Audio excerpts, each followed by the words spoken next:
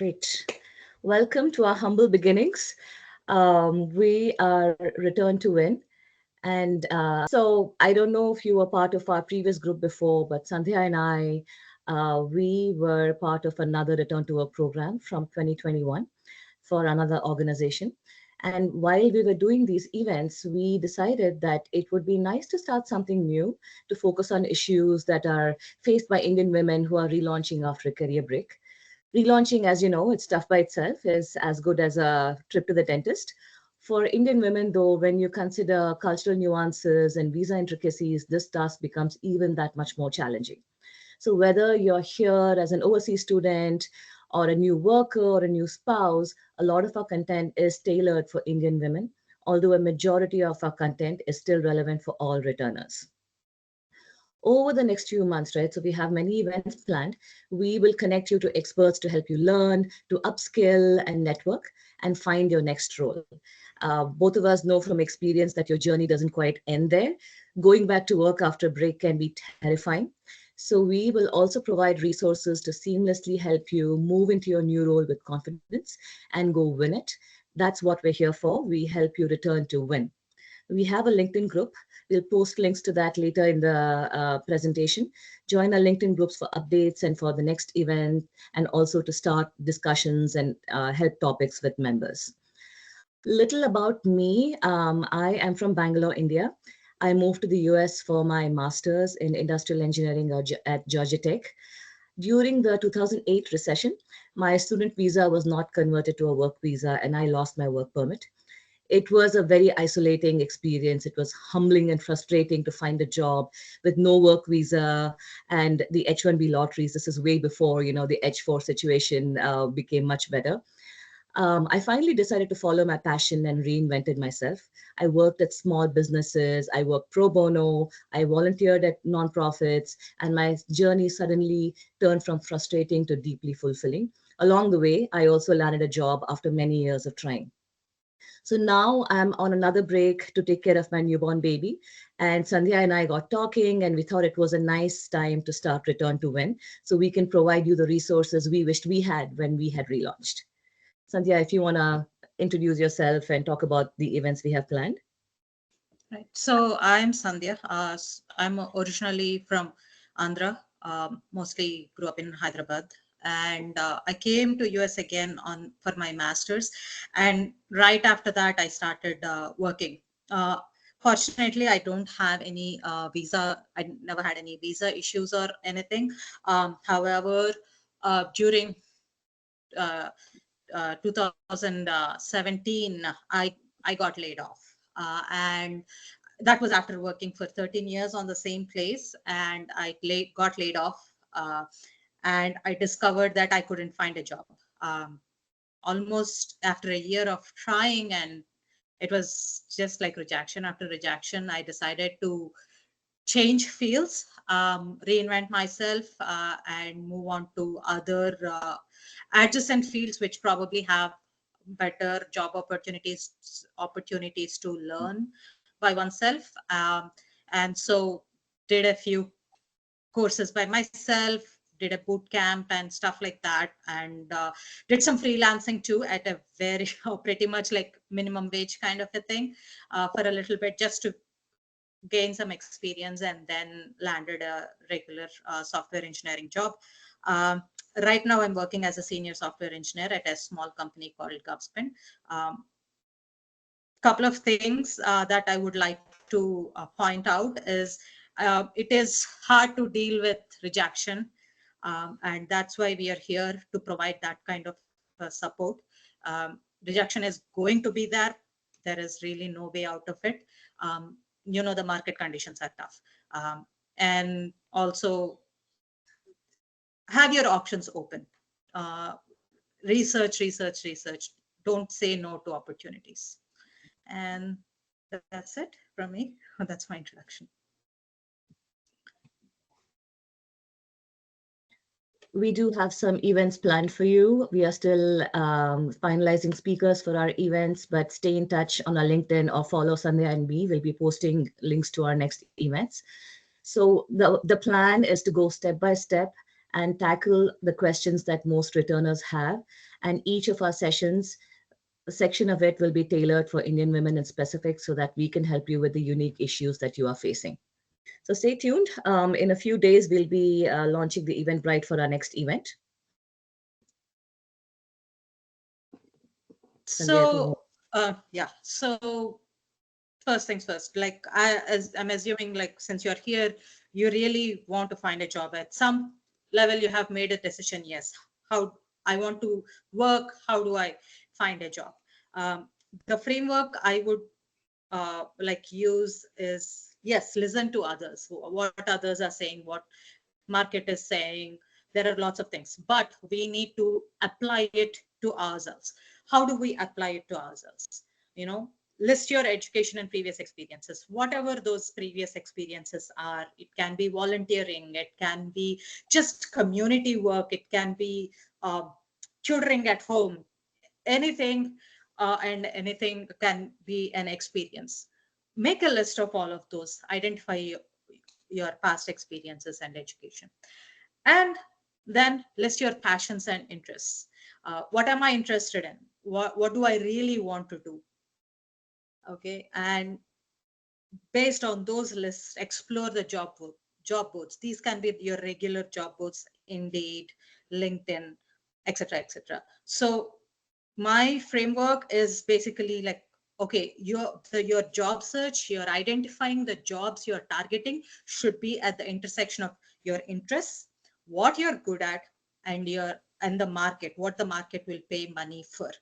Okay, it definitely needs to be interesting, and passion is probably a very strong word. We might not be passionate about things, but it should be definitely interesting for you to slog through it, because this is going to take a long time, and you need to be good at it. You know, uh, if there are some things that are lacking, you need to be able to learn it, and whatever that is, the market, somebody should be able to give us money for it. So that's the intersection we are looking for.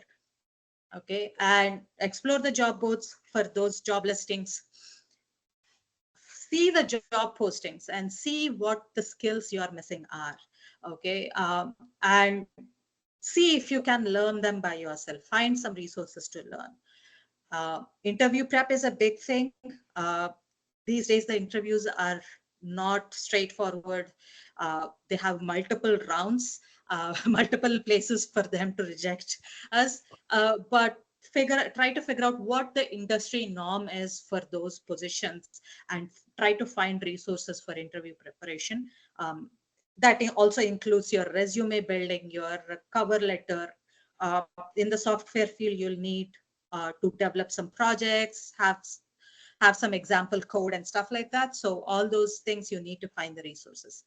And most of all, you need to find support, because this is going to be a draining process. It's going to be exhausting. There are a lot of dead ends in there. So you need to have either your family structure, friend structure, outside structure, whatever it is, you can find support for. Next slide. And one of the main questions is, how do I find the time to prepare for all of this?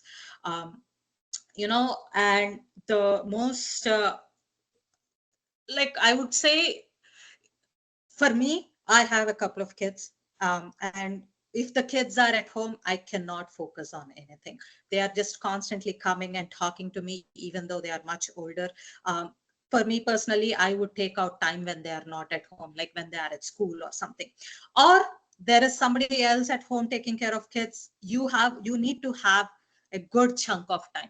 Maybe initially it's 2 to 3 hours, but I would suggest, you know, when you're in the thick of it, block out 5 to 6 hours. Okay, so here is a small sample.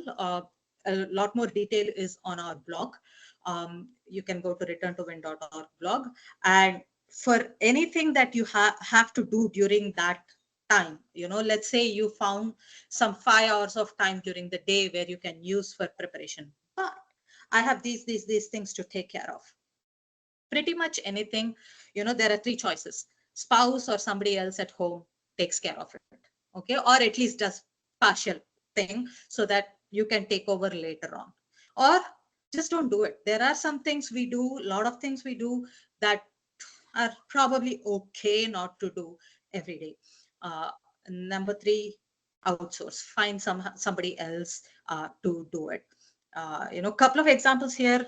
Generally, cooking and cleaning are the, the bulk of the duties that falls on the person who is at home. Cooking, cook in larger batches, maybe for a couple of days, or just cook once in a day. Okay, the cooking happens only in the evening we eat fresh food, next day morning we eat the same food, or vice versa, something like that. Sometimes supplemented with takeout. Cleaning, this was a big major thing for me. Hire some help. Sometimes you feel that, hey, I am not working, how can I? And it's not cheap. It's like 150 $200, and it kind of feel guilty. Hey, I'm not working, how can I spend this much money? But look at it as an investment on yourself, for your own family, because once you are working, it's not just for yourself, it's also for everybody else. Hey, um, your family is more financially secure, in a lot of ways more secure. Your kids will become more independent, and for me also, it's better for me because I'm more financially secure. So yeah, more details on the blog if you want to look at it. Yeah. Next, Chaitanya. All right. And I hope I'm doing this right. All right, perfect.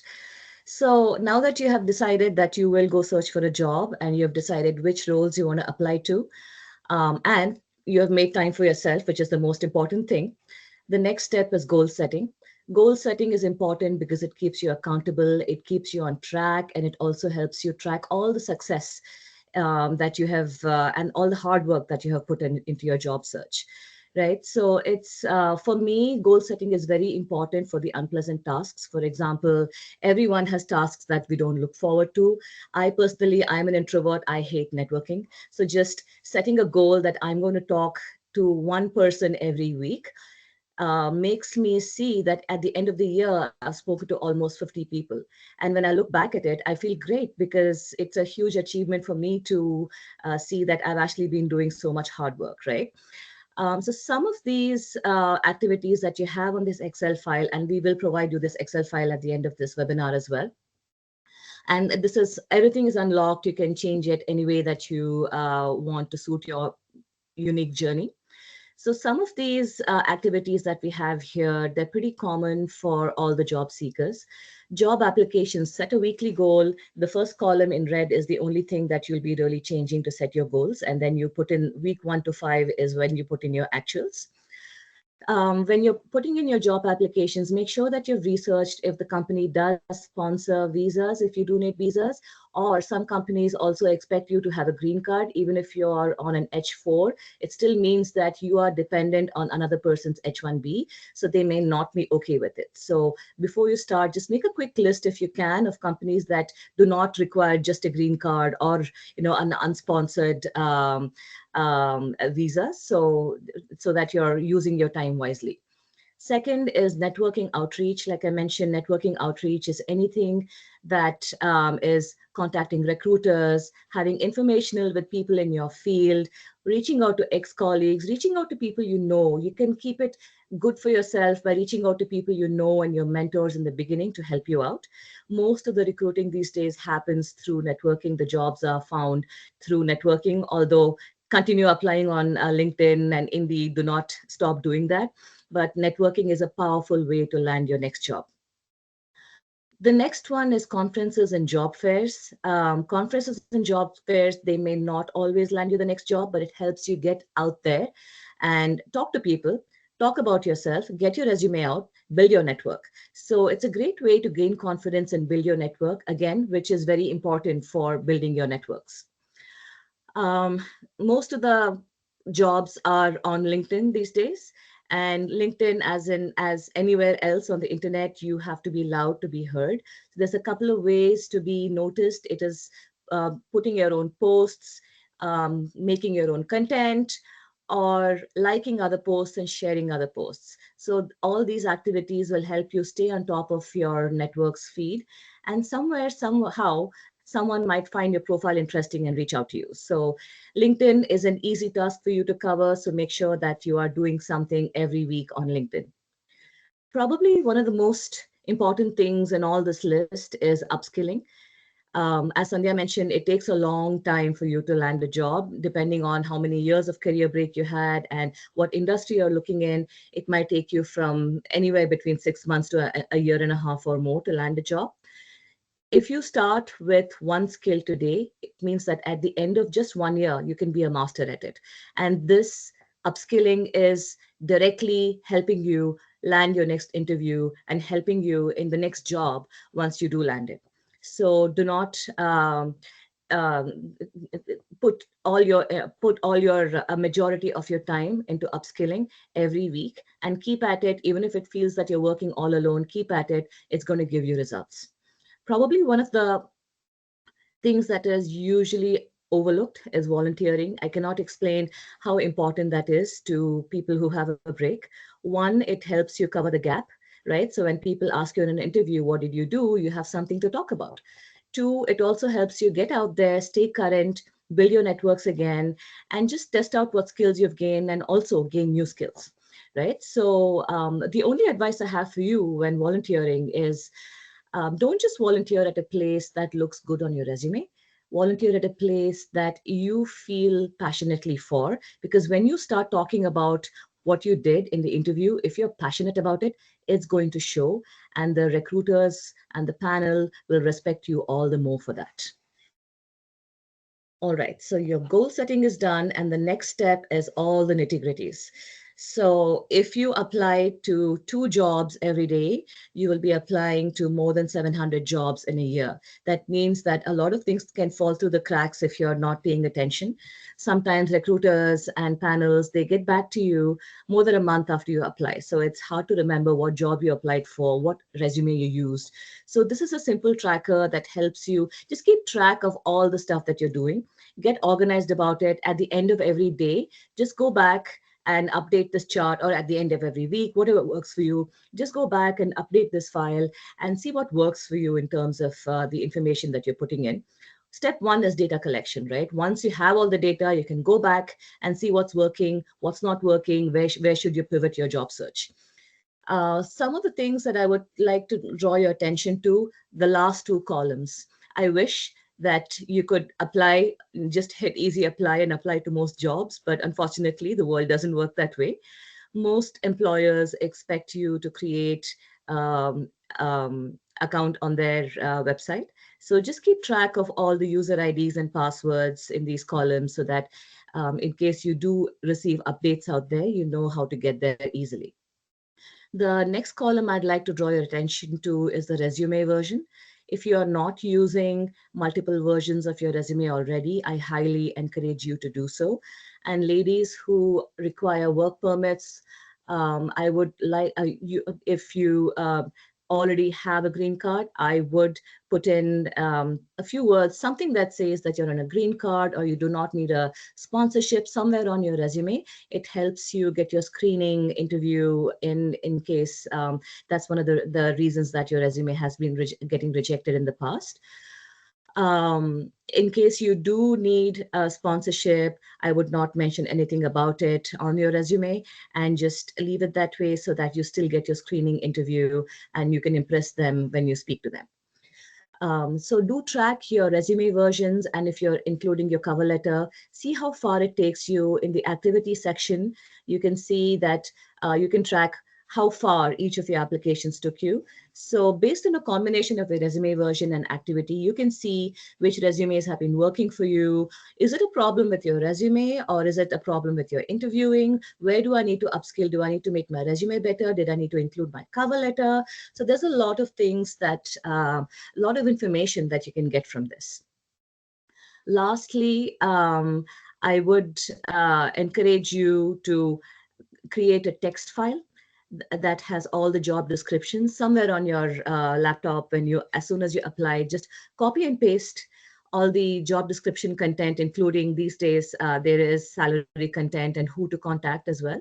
Sometimes by the time you get to the final round, the job posting has been removed and you need to double back to the recruiter to ask them for a job description. It can be a bit embarrassing to do so. So try to make sure that you are keeping a copy of your job descriptions somewhere. And this is all we have for you. We do have some other resources for returners. iRelaunch is having a conference next week. It is pretty affordable, and I have attended their conference in the past and found it very helpful in terms of building my network and also the resources that they provide. So I highly recommend this conference if you are able to go. It is all online, so you can easily attend it online. We did send you a code in the when you made an order with us, but I can send it to you after the presentation as well. Great. So this is all we have for you.